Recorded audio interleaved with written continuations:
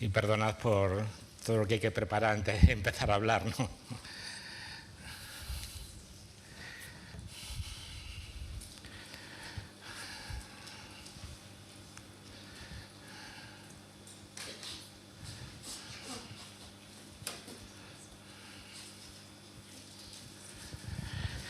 Bueno, no me arranca el ordenador, así que como tenga que predicar fiándome de mi memoria, vamos a terminar muy pronto, eso sí es verdad. Bueno, tenía la impresión conforme estábamos desarrollándose el culto, ¿no?, que lo que iba yo a compartir en esta mañana, pues a lo mejor echa por tierra muchas de las cosas que hemos dicho. Ahora me explico, ¿vale? Y no os alarméis demasiado, ¿no? Pero... un momentito.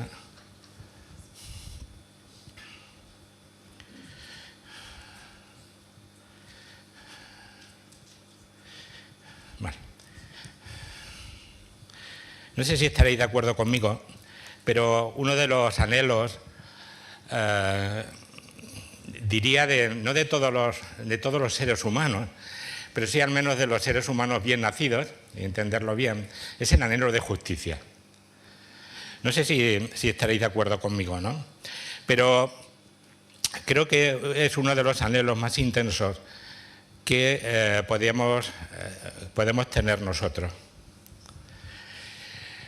¿Qué digo o qué quiero decir con justicia? Pues yo creo que, al menos me gustaría que todos los que estamos aquí viviésemos con el anhelo de vivir en un mundo justo, en un mundo que seamos tratados con justicia y con equidad.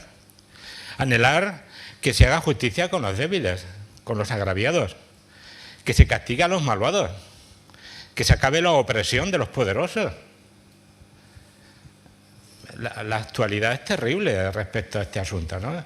Parece que los poderosos campan por sus respetos y ya no se contentan con imponer la justicia u otros valores, si queréis, cristianos, sino quieren imponer todo lo que es de acuerdo a su moralidad. Esto nos plantea un problema moral muy importante, porque no puede haber felicidad completa o verdadera sin justicia.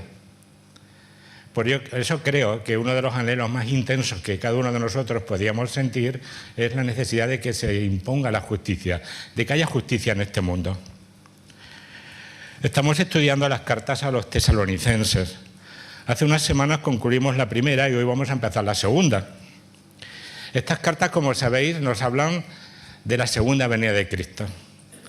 Pero lo hace también en un contexto de responder a las preguntas vitales que todo ser humano se hace. ¿Recordáis alguna de las que vimos? Oye, ¿qué sentido tiene la vida?, responde Primera Tesalonicenses. ¿Dónde vamos después de la muerte? ¿Vamos a volver a ver a nuestros seres queridos?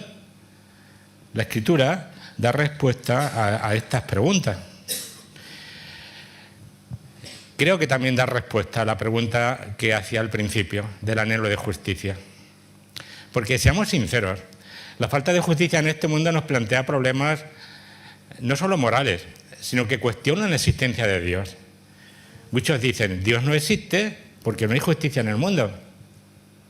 Otros dicen, bueno, Dios existe, pero no es todopoderoso porque no puede acabar con el mal, no puede acabar con el dolor. Otros dicen, bueno, Dios es justo, puede ser que sea todopoderoso, Dios existe, puede ser que sea todopoderoso, pero no es justo, porque no hay justicia. Son preguntas muy importantes, yo que todos creo que nos debemos de hacer. Pues bien, la porción de la Escritura que vamos a ver hoy, y si Dios quiere la próxima sesión, nos da respuesta a estas preguntas. Por supuesto, desde la perspectiva de la fe, claro que sí, y desde la perspectiva de que creemos que la Biblia es palabra de Dios y por tanto nos revela no solo su voluntad, sino revela también lo que va a hacer en el futuro. En la porción que vamos a leer a continuación, el Señor o Dios, por medio del apóstol Pablo, escribiendo a los tesalonicenses, nos da respuesta a estas preguntas esenciales. Así que vivimos en la seguridad de que Dios va a instaurar aquí su reino de justicia, porque lo dice la Escritura. Él va a venir a la tierra a juzgar al mundo con justicia y a los pueblos con su verdad, dice el Salmo 96. Pero podemos estar seguros de que el juicio de Dios será completamente justo porque, como dice Isaías, será la justicia al cinto de sus lomos y la fidelidad ceñidor de su cintura. Cuando Dios instaure el reino que anuncia en la Escritura, y solo entonces será completa realidad lo que Jesús expresa en la cuarta bienaventuranza. Bienaventurados los que tienen hambre y sed de justicia, porque ellos serán saciados.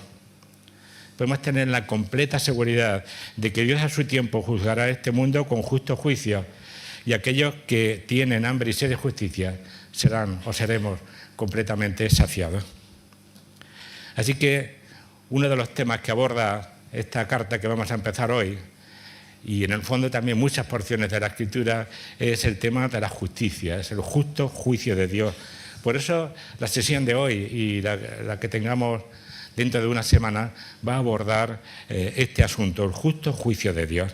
Y va a estar basada en esta porción de la Escritura, segunda de Tesalonicenses, en el capítulo 1, versículos 3 al 10, que os propongo que leamos a continuación.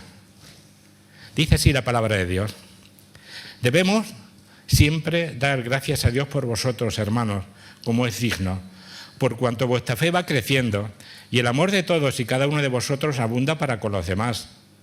Tanto que nosotros mismos nos gloriamos de vosotros en las iglesias de Dios por vuestra paciencia y fe en todas vuestras persecuciones y tribulaciones que soportáis. Esto es demostración del justo juicio de Dios, para que seáis tenidos por dignos del reino de Dios por el cual asimismo padecéis.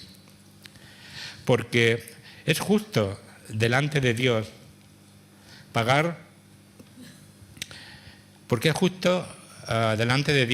con tribulación a los que os atribulan, y a vosotros que sois atribulados, daros reposo con nosotros, cuando se manifieste el Señor Jesús desde el cielo con los ángeles de su poder, en llama de fuego, para dar retribución a los que no conocieron a Dios ni obedecen el Evangelio de nuestro Señor Jesucristo, los cuales sufrirán pena de eterna perdición, excluidos de la presencia del Señor y de la gloria de su poder, cuando vengan aquel día para ser glorificado en sus santos y ser admirado por todos los que creyeron, por cuanto nuestro testimonio ha sido creído entre vosotros.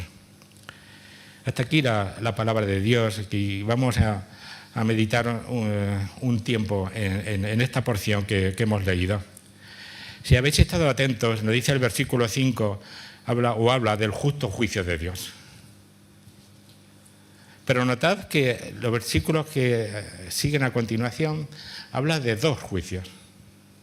Uno a los santos, como dice el apóstol Pedro, a la casa de Dios. Y otro a los que no conocieron ni obedecen al Evangelio de nuestro Señor Jesucristo.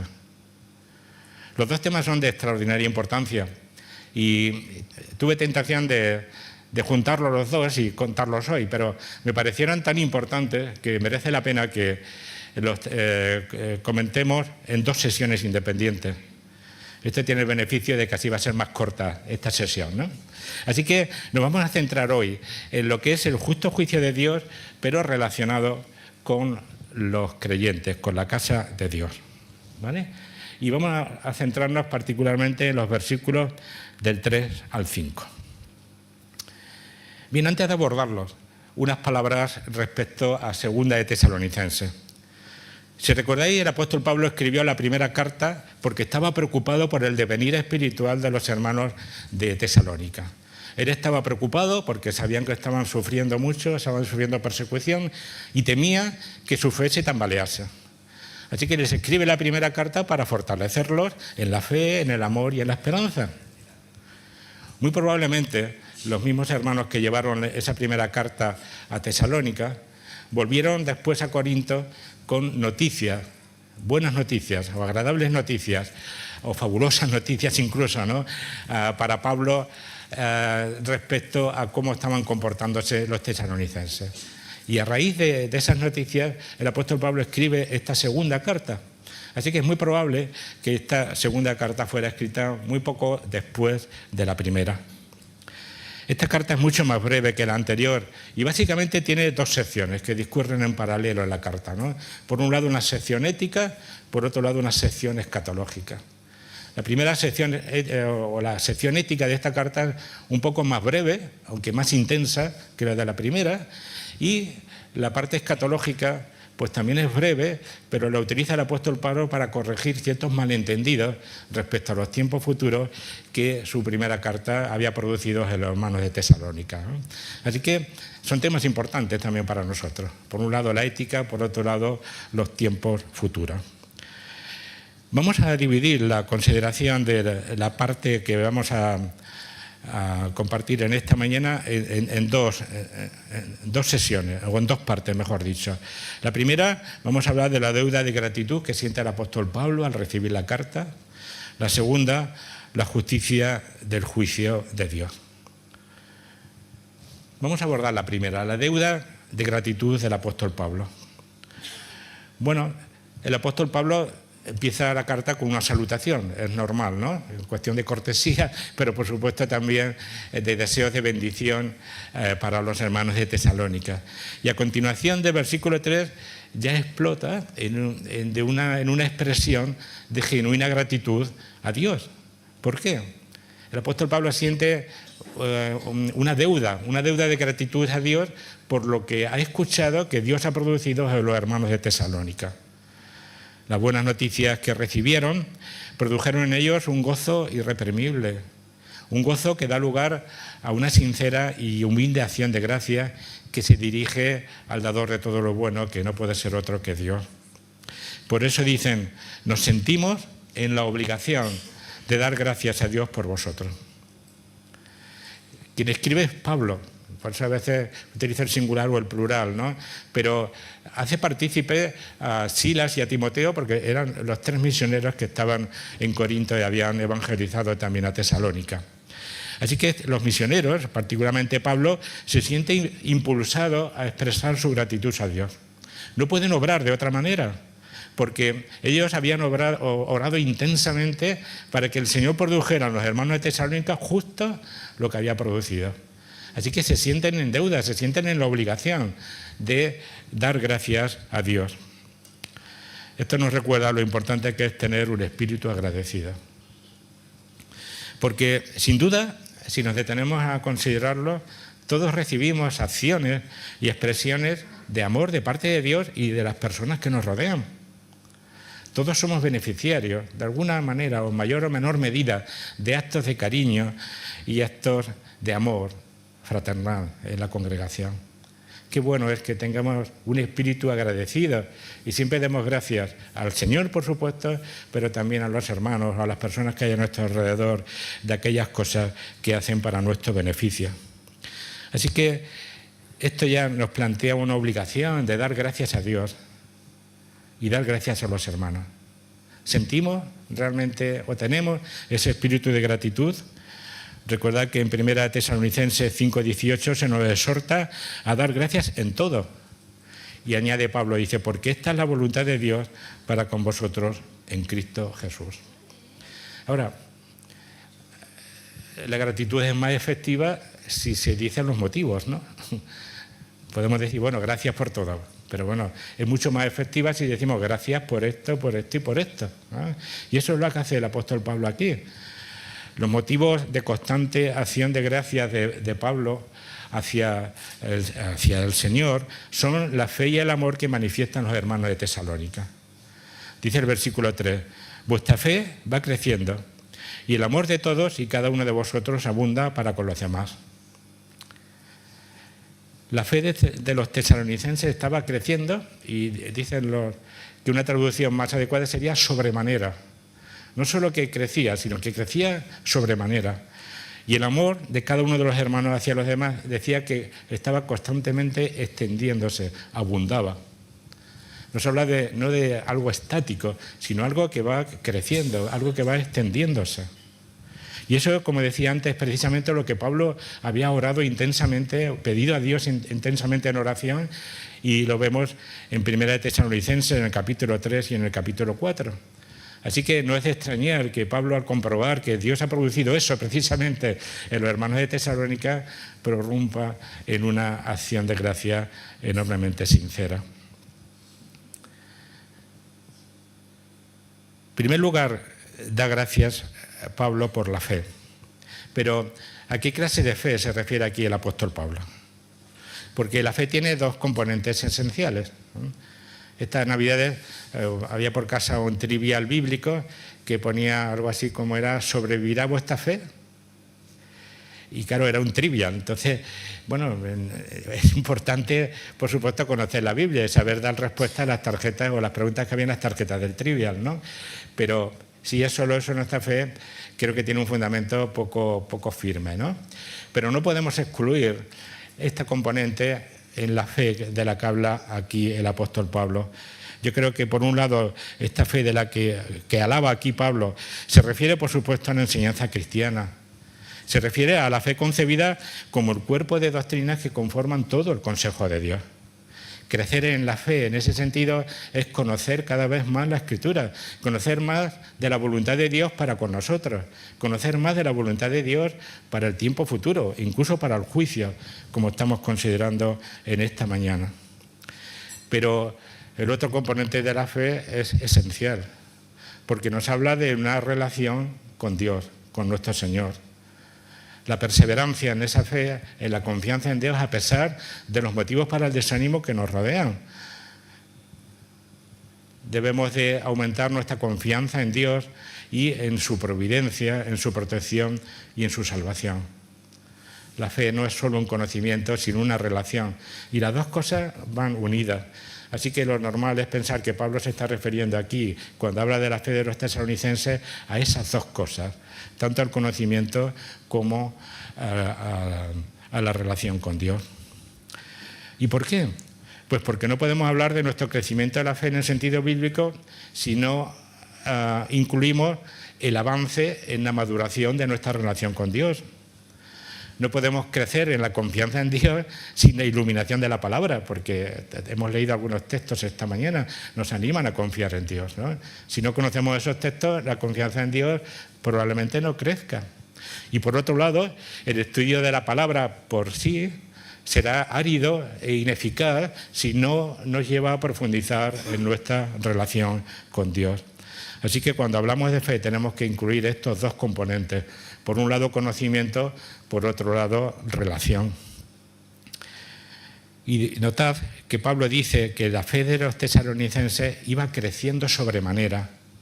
La fe es algo que va creciendo. Y esa es la fuerza de la fe, que crece, crece y crece.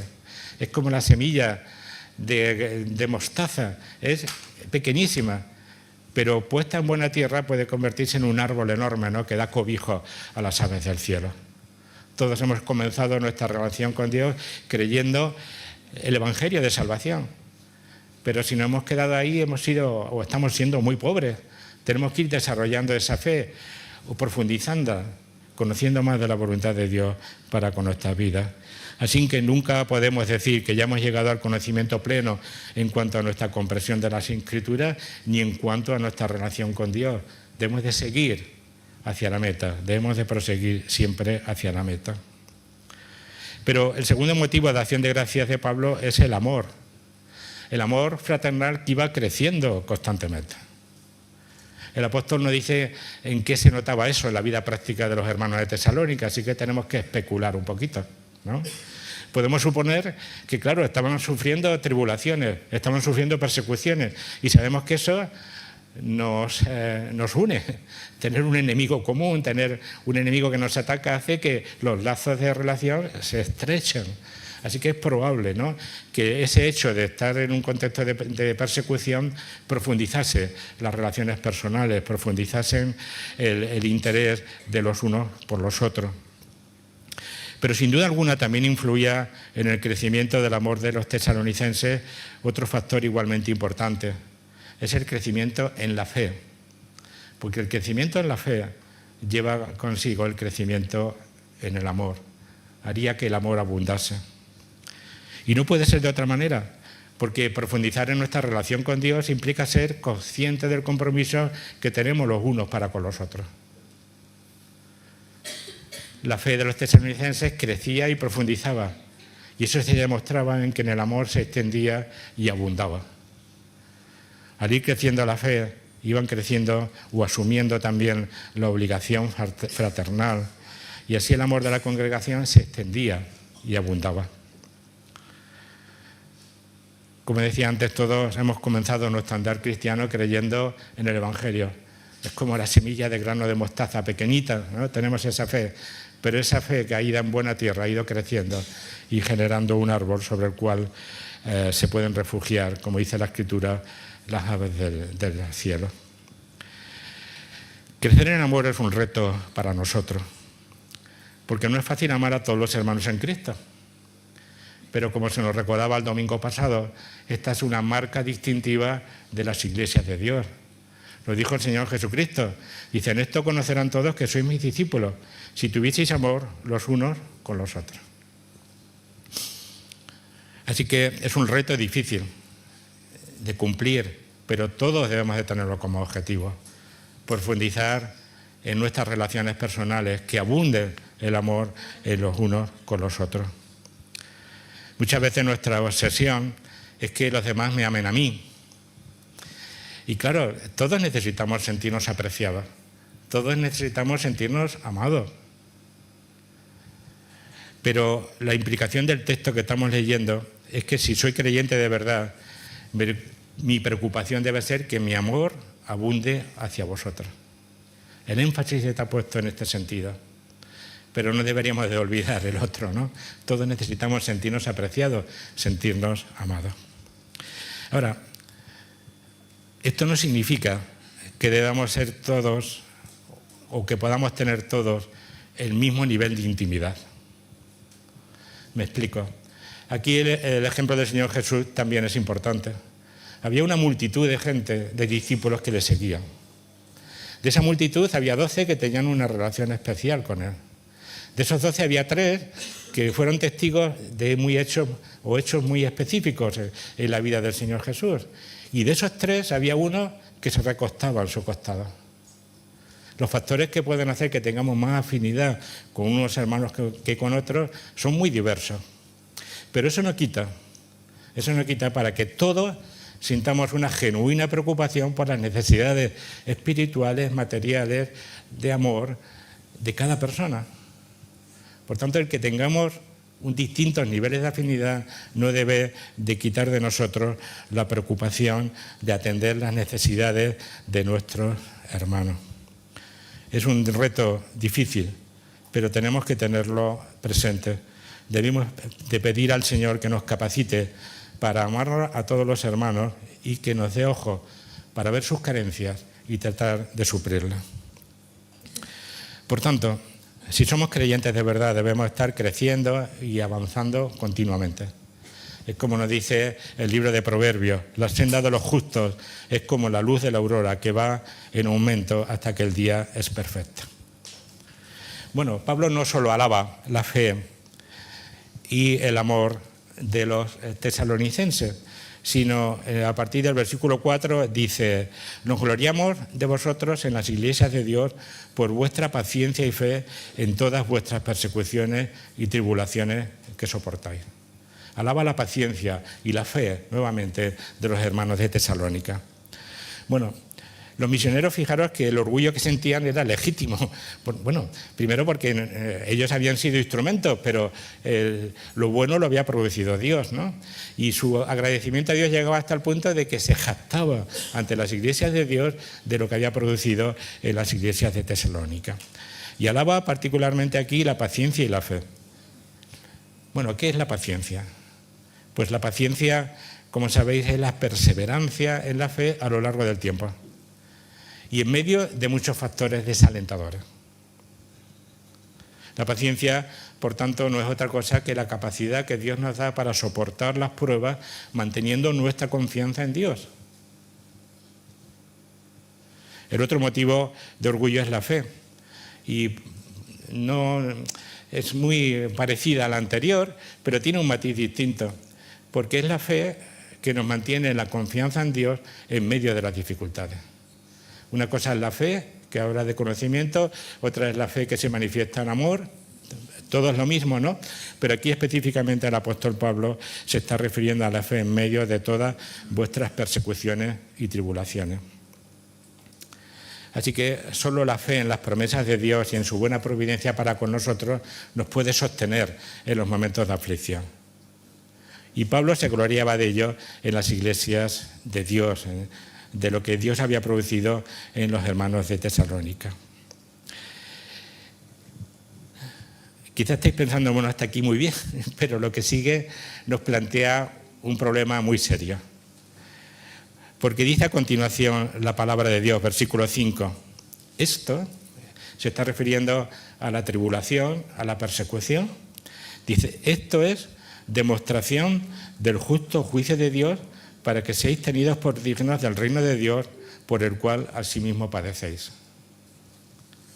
Esta sección, la segunda, nos habla de la justicia del juicio de Dios.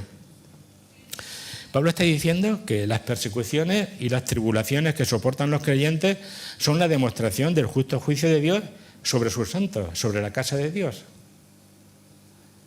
Pero esto choca frontalmente con nuestros criterios humanos.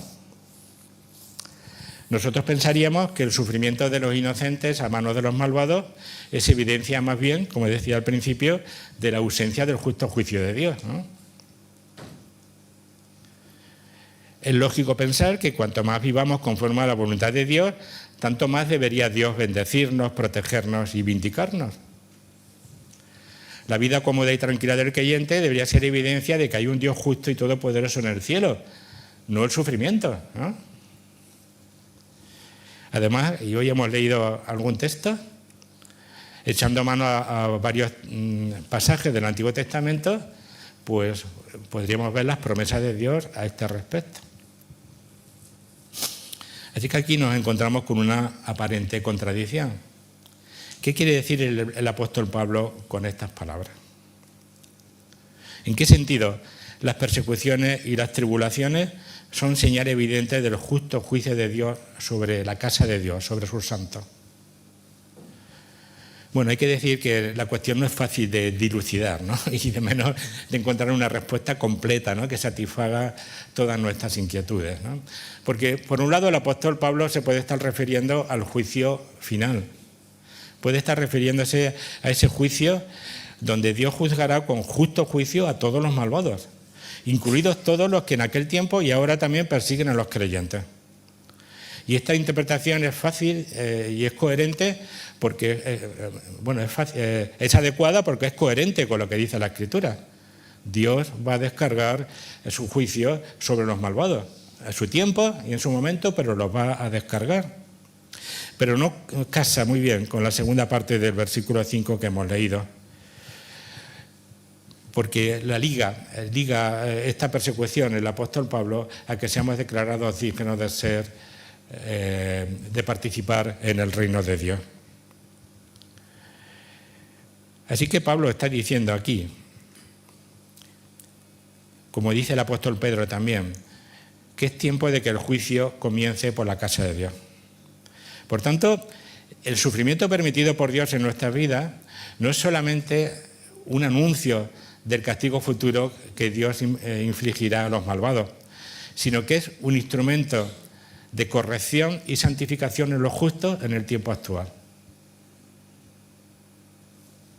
Dios es nuestro Padre, ¿vale? Es un Dios de gracia y de paz, cuyos propósitos para sus hijos son siempre de bien. Hasta aquí estamos de acuerdo, ¿no? Pero también es un Dios cuyo amor de Padre lo lleva no solamente a bendecir a sus hijos, sino también a corregirlos y a disciplinarlos cuando es necesario. A veces en la Escritura se compara la figura de Dios como Padre a la figura como Padre que debemos de ejercer los que somos padres. Deseamos lo mejor para nuestros hijos, por supuesto, y trabajamos ardientemente por ellos, pero entra también dentro de nuestras obligaciones corregirlos y disciplinarlos cuando es necesario. Por tanto, uno de los instrumentos que Dios utiliza para hacer esa función en nosotros, en sus hijos, es permitir que las tribulaciones del presente nos alcancen. Creo que es en este sentido, ¿no?, en el que el justo juicio de Dios se descarga sobre la casa de Dios, sobre sus santos. Porque de esta manera Dios nos va purificando y nos va preparando para el reino. En la Escritura vemos que las pruebas y las aflicciones Dios las permite en nuestra vida por diversos motivos. En primer lugar, la Escritura no nos engaña. El sufrimiento es parte de la vida cristiana. Por tanto, es cuestionable que una persona que no sufra sea creyente de verdad. Eso lo dice Hebreos capítulo 12, versículos 5 al 8. Y alguien puede decir, bueno, oye, a nosotros ahora no nos echan a los leones como en los tiempos del Imperio Romano, ¿no? O no nos queman en la hoguera por nuestra fe. Claro que no. Pero aquí estáis muchísimos jóvenes, ¿no? Y bueno, y muchos adultos también tenemos el mismo problema. Intentad compartir vuestra fe o vuestra ética cristiana en la clase o en el colegio. Lo menos que habrá es cachondeo, cuando no marginación y persecución en muchos sentidos, ¿no? Vivimos en un contexto de persecución.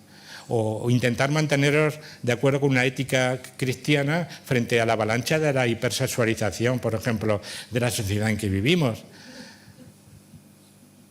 Aparentemente no hay persecución, pero tenemos mucha persecución, así que es normal el sufrimiento en nuestra vida. La razón por la que somos llamados a sufrir es porque Dios utiliza ese instrumento para nuestra corrección, para nuestra maduración, y así nos prepara para el reino. Y nuestra obligación en ese contexto es permanecer fieles a pesar del sufrimiento, porque en el fondo permanecer fieles es la demostración de que nuestra fe es genuina y también indirectamente de la eficacia del justo juicio de Dios sobre nosotros. Así que los tesalonicenses estaban sufriendo por causa del reino de Dios, como hemos dicho, ¿no? Estaba utilizando Dios ese sufrimiento para prepararlos para el futuro. La maravilla de la providencia de Dios, de la soberanía de Dios, es que aun cuando la causa directa de nuestro sufrimiento son nuestros enemigos, Satanás, el mundo o la carne, esos son los que batallan contra nosotros, no Dios, ¿no? Pero Dios utiliza esas malas intenciones de esos enemigos contra nosotros para producir algo de bien, para madurarnos, para prepararnos para el reino de Dios. Dios, como dice Romanos 8:28, todas esas cosas que batallan contra nosotros, Dios las utiliza para mejorarnos, para corregirnos, para madurarnos, para prepararnos para el reino de Dios. Así que debemos vivir en el sufrimiento, en medio del sufrimiento, pero en la confianza de que nuestro Dios nunca permite que padezcamos sin un propósito de bien para nosotros. En el caso de los tesalonicenses, su propósito de bien era que su paciencia y fe en medio de la persecución fuesen la demostración de que eran dignos de ser contados como ciudadanos del reino. Algunos yo creo que también dicen, esto suena muy raro, ¿no? Y contradictorio, ¿no? El sufrimiento que nos haga dignos del reino. Hay que matizar este concepto y no llamarnos a engaño. No es que el sufrimiento por sí mismo, ni siquiera tampoco nuestra fidelidad en medio de la tribulación nos hagan dignos del reino, sino que demuestran que ya hemos sido hechos dignos del reino. Porque en el fondo revela la autenticidad de nuestra fe. Es decir, el sufrimiento mismo, ni siquiera nuestra paciencia en medio del sufrimiento nos hace dignos del reino, sino que declara que ya hemos sido hechos dignos del reino, porque demuestran la autenticidad de nuestra fe. Es algo parecido al oro, ¿no? Recordáis que el oro se purifica en el crisol. Tiene que dar muchísima temperatura para que el oro quede ya puro, sin mancha, ¿no? De alguna manera parecida, las aflicciones del presente sirven para poner de manifiesto quiénes somos, quién es quién. Revelan o que somos realmente hijos de Dios o que nuestra fe o nuestra profesión de fe ha sido falsa, ¿no? Así que las tribulaciones del presente de la vida cristiana son el medio empleado por Dios para declararnos, no para hacernos dignos de su reino. Esto es muy importante, ¿vale?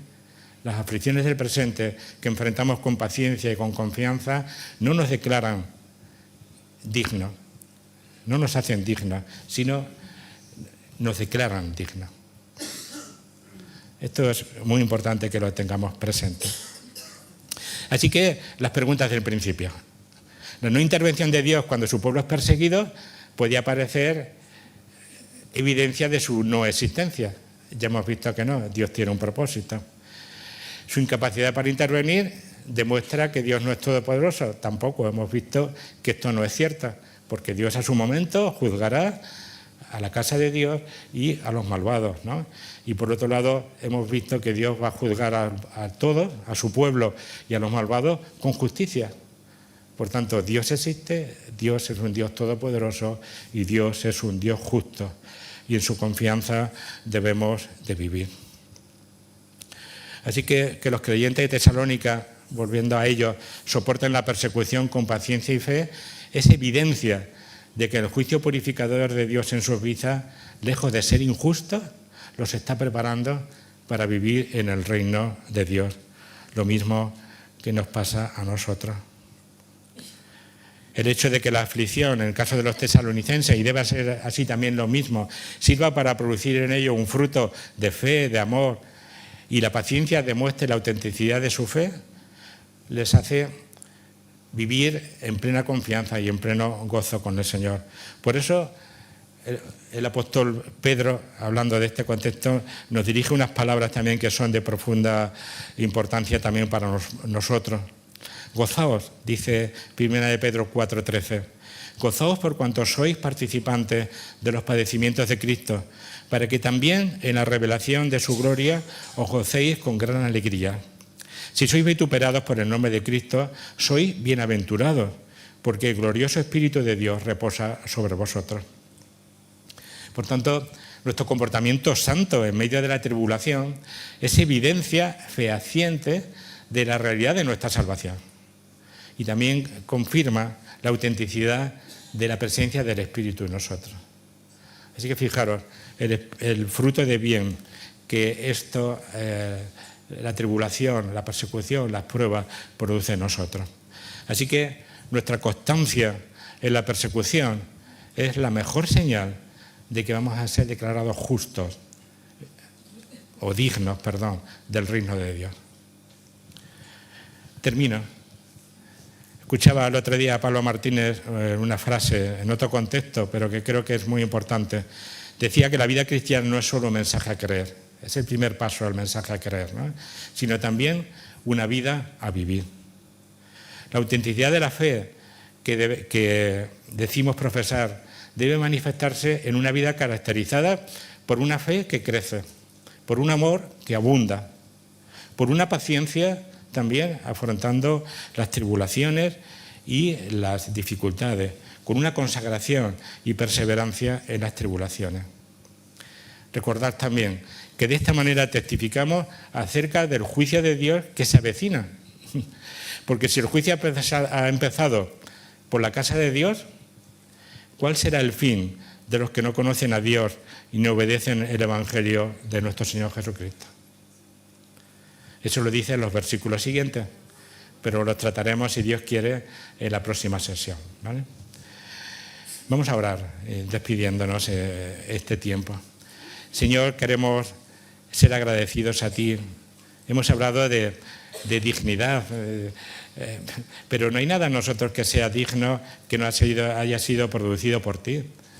Señor, tú nos iluminaste, tú en un momento de nuestra vida nos hiciste llegar el Evangelio de salvación, iluminaste nuestro entendimiento, creímos, Señor, en ese mensaje.